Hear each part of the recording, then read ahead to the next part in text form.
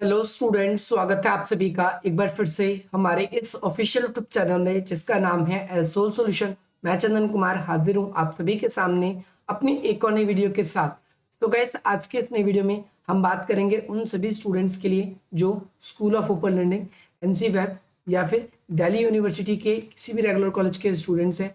वो सभी अपने एग्जाम्स की तैयारी कर रहे हैं और सेकेंड सेमेस्टर में उन सभी के पास में पॉलिटिकल साइंस का सब्जेक्ट है। तो आज की नई वीडियो उन सभी स्टूडेंट्स के लिए मोस्ट इंपॉर्टेंट है। आज हम आप सभी के डिसिप्लिन कोर्स के जो पॉलिटिकल साइंस का एक इंपॉर्टेंट टॉपिक के बारे में डिस्कस करने वाले हैं। इसके अलावा इस इंपॉर्टेंट टॉपिक के साथ ही मैं आप सभी को बताना चाहता हूं, तो अगर आप सभी ये पूरे नोट्स की जो ये पीडीएफ, अगर आप लोग इसको परचेज करना चाहते हैं तो यू कैन परचेज। इसके अंदर कुछ आप सभी के लिए जितने भी एग्जाम से इंपॉर्टेंट पॉइंट ऑफ व्यू से जितने भी टॉपिक्स हैं वो सारे के सारे डिटेल वाइज आप सभी के लिए क्या किए गए हैं, एक्सप्लेन किए गए इन कॉम्प्रिहेंसिव, बिल्कुल आसान शब्दों में। इसके अंदर लगभग 30 टॉपिक को हमने एक्सप्लेन किया है और इसी में से पूरा का पूरा पेपर आप सभी के लिए बनेगा। आप खरीदने के लिए या तो हमसे इस नंबर से आप परचेज कर सकते हैं या फिर आप सभी के लिए डायरेक्टली लिंक दिया गया है डिस्क्रिप्शन बॉक्स में, आप वहां से भी इसको परचेज कर सकते हैं। तो चलिए ज्यादा देर न करते हुए आज की अपनी इस वीडियो को हम स्टार्ट करते हैं। सबसे पहली बात तो आज हम बात करने वाले हैं प्रधानमंत्री के बारे में। तो प्रधानमंत्री क्या है इसके बारे में पूरी डिटेल से हम इसको डिस्कस करेंगे और इस वीडियो से आप सभी को ये भी पता चल जाएगा कि किस तरीके से वीडियो हमारे लिए रेलेवेंट है, ये नोट्स हमारे लिए रेलेवेंट है भी या नहीं। तो चलिए स्टार्ट करते हैं। सबसे पहली बात तो प्राइम मिनिस्टर की हम इंट्रोडक्शन को लेंगे। पहले प्राइम मिनिस्टर होता क्या है, प्रधानमंत्री का पद क्या है, इसके बारे में डिटेल से जानते हैं। तो ध्यान रखना है कि भाई संसदीय शासन प्रणाली में सबसे महत्वपूर्ण अगर कोई संस्था है तो वो है मंत्रिपरिषद। जहां पर भी संसदीय शासन व्यवस्था होती है, पार्लियामेंट्री सिस्टम बोलते हैं जिसे हम इंग्लिश में, तो वहां पर मंत्रिपरिषद का एक मेन रोल होता है। इस मंत्रिपरिषद का जो सबसे मुख्य नेता होता है उसकी बात करें तो वो प्रधानमंत्री होता है और ये पूरी की पूरी जो मंत्रिपरिषद है प्रधानमंत्री के नेतृत्व में ही काम करती है। जब तक प्रधानमंत्री का पद रहता है तब तक इस मंत्रिपरिषद का फायदा है, जब तक प्रधानमंत्री का ये पद नहीं होता इस मंत्रिपरिषद का कोई फायदा नहीं होता। इसके अलावा कैबिनेट स्तर पर जितने भी मंत्री होते हैं, कैबिनेट स्तर पर यानी जो सेंट्रल लेवल के जितने भी मंत्री होते हैं वो वरिष्ठ नेता होते हैं राजनीति के। ना केवल वो नीतियों को निर्धारण करते हैं हमारे देश की, बल्कि उन सभी नीतियों को क्या करते हैं, लागू भी करते हैं। उन सभी नीतियों को क्या करते हैं, लागू भी करते हैं। और ये पूरी की पूरी जो ये मंत्री परिषद है ये किसके नेतृत्व में काम करती है, तो प्रधानमंत्री के नेतृत्व में काम करती है। इन मंत्रियों का पद जब तक ही अस्तित्व में रहता है, जब तक प्रधानमंत्री का पद अस्तित्व में रहता है। आप सभी को ध्यान रखना है, शासन तंत्र को अगर हम देखें शासन तंत्र को वास्तव में कैबिनेट ही चलाती है। हमारे देश की जितनी शासन व्यवस्था है, क्योंकि हमारे देश में संसदीय शासन प्रणाली है, तो इस संसदीय शासन प्रणाली होने के कारण हम क्या देखते हैं कि जो ये कैबिनेट ही पूरी की पूरी शासन को चलाती है, ना कि संसद। संसद के तो कभी कभी सत्र लगते हैं और संसद जो है वो उन सत्रों के दौरान महत्वपूर्ण बैठक, महत्वपूर्ण बहस या फिर विभिन्न मुद्दों पर विचार विमर्श करती है, बजट पास करती है।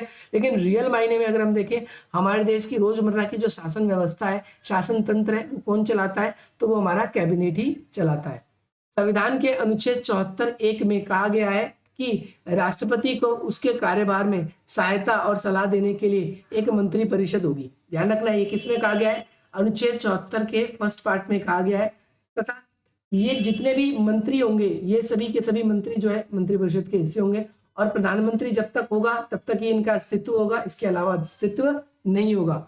वास्तव में प्रधानमंत्री को परामर्श देने का मतलब ये है कि ये सभी मंत्री प्रधानमंत्री को उसके अन्य कार्यों में सहयोग करते हैं और प्रधानमंत्री और मंत्रिपरिषद पूरी की पूरी राष्ट्रपति को उन सभी कार्यों में सलाह देने में, परामर्श देने में, एडवाइजरी जारी करने में क्या करते हैं, अपनी मुख्य भूमिका निभाते हैं। अगला है रिचर्ड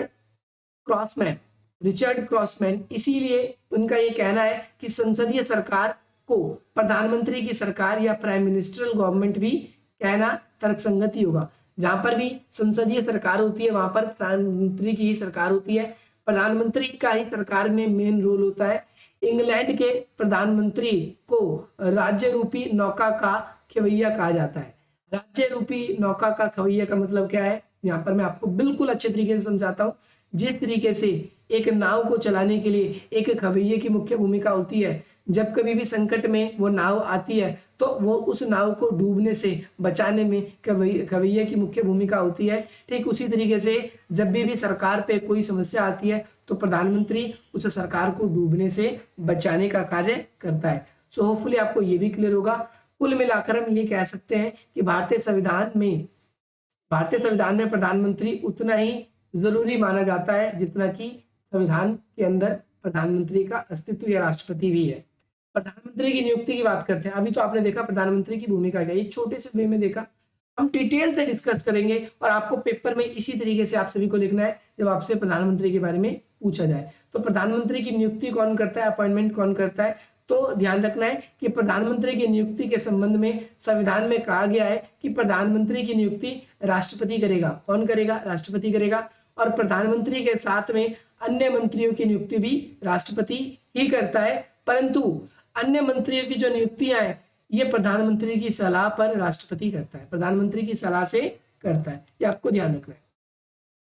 इस प्रकार हमारा संविधान इस विषय पर क्या है? सर्वथा मौन है, यानी शांत है।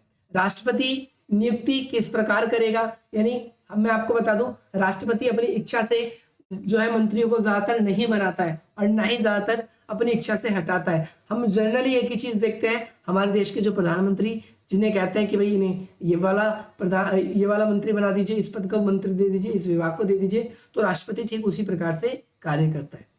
अगर प्रधानमंत्री चाहता है कि किसी को अपने मंत्रिपरिषद से निष्कासित करना, निकालना, तो वो कार्य भी ये करवाते। आपको क्लियर होना चाहिए। इसके अलावा दो प्रश्नों पर विचार करना बहुत जरूरी है। सबसे पहला ये जरूरी है कि प्रधानमंत्री लोकसभा का ही सदस्य है। पहली बात तो ये ध्यान रखना है, क्या प्रधानमंत्री लोकसभा का ही सदस्य है? आपको ये विचार करना है। तो जी हाँ, प्रधानमंत्री लोकसभा का सदस्य है। दूसरी बात ये कि क्या प्रधानमंत्री की नियुक्ति के संबंध में राष्ट्रपति स्वेच्छापूर्ण कर सकता है? कर सकता है, लेकिन एक केस में कर सकता है।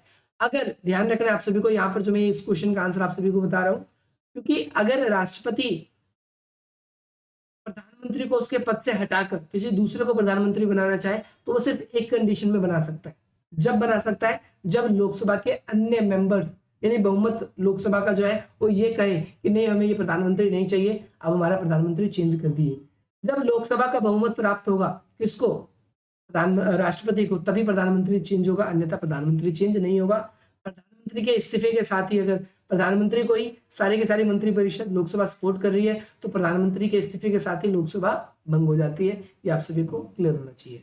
जहां तक प्रश्न है इंग्लैंड, कनाडा, आयरलैंड, ऑस्ट्रेलिया, यहाँ पर भी ये परंपरा बन चुकी है कि प्रधानमंत्री संसद का प्रथम सदन से ही आएगा। कहाँ से आएगा? प्रथम सदन।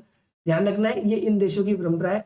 और मंत्रिपरिषद क्योंकि प्रथम सदन के प्रति उत्तरदायी है, मंत्रिपरिषद जो है लोकसभा के प्रति ही उत्तरदायी है, इसीलिए यह भी जरूरी है कि लोकसभा की नजर में प्रधानमंत्री क्या है? हमेशा अच्छा रहे। अगर लोकसभा की नजर में प्रधानमंत्री अच्छा नहीं है तो प्रधानमंत्री का पद अस्तित्व में नहीं रहेगा, जैसा कि अभी मैंने थोड़ी देर पहले ही आप सभी के सामने डिस्कस किया। अब आपको यह भी बात ध्यान रखनी है कि भारत में आमतौर पर इस धारणा का पालन किया गया है। 1966 में श्रीमती इंदिरा गांधी जब प्रधानमंत्री बनी तो ना केवल लोकसभा की वो सदस्य थी और ना ही वो राज्यसभा की सदस्य थी। अच्छा, एक चीज आप लोगों के लिए इंपॉर्टेंट है कि प्रधानमंत्री का कहाँ से सदस्य होना जरूरी है, आप सभी को ध्यान रखना है, लोकसभा का। लेकिन जब प्रधानमंत्री इंदिरा गांधी बनी तो ना तो वो लोकसभा की मेंबर थी और ना ही राज्यसभा की थी। ध्यान रखना है। तो उस समय क्या किया कि मनमोहन सिंह लोकसभा के ना तो राज्यसभा के, ऐसे प्रधानमंत्री मनमोहन सिंह का भी था, ना तो लोकसभा के और ना ही राज्यसभा के सदस्य थे। तो संविधान की विशेषज्ञों की राय है कि भाई इस परंपरा का कड़ाई से पालन किया जाए कि प्रधानमंत्री लोकसभा का ही सदस्य हो, क्योंकि कई बार सरकार अपने ऐसे व्यक्ति को प्रधानमंत्री बनाते हैं जो उनका मोहरा हो, उस पार्टी का मोहरा हो और उस पार्टी जैसा चाहे प्रधानमंत्री बिल्कुल वैसा ही काम करे। तो पार्टी के हिसाब से काम करने वाला नेता कि क्या बनता है? प्रधानमंत्री बनता है, अगर वो दोनों जगह का मेंबर नहीं होता। तो दो एग्जाम्पल आ चुके हैं आपके सामने, एक मनमोहन सिंह का और दूसरा श्रीमती इंदिरा गांधी जी का। लोकसभा की जो मान मर्यादा है इसी से सुरक्षित रह सकती है कि जो प्रधानमंत्री है वो कहाँ से बनेगा? वो प्रधानमंत्री जो है वो लोकसभा से ही बनेगा। आप सभी को ध्यान रखना है कि अगर लोकसभा के समक्ष कोई भी अगर उलझन होगी, कोई भी जो है विश्वास प्रस्ताव लाया जाएगा तो प्रधानमंत्री अपनी सरकार के पक्ष में इस वजह से मतदान ना कर सके कि वह लोकसभा का सदस्य नहीं है, क्योंकि प्रधानमंत्री के लिए भी वो इम्पोर्टेंट है कि वो अपना क्या कर सके, मतदान कर सके, ये इसीलिए इम्पोर्टेंट बन जाता है।